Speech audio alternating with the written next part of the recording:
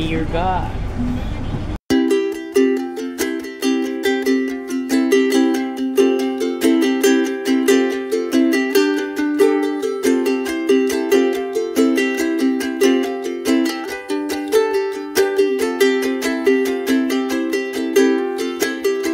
Diha kay wala man koy skills kay kahatag.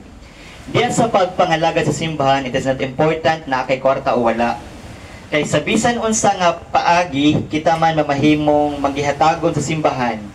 Kung wala magita financially struggling ta, then we can give our time to the church.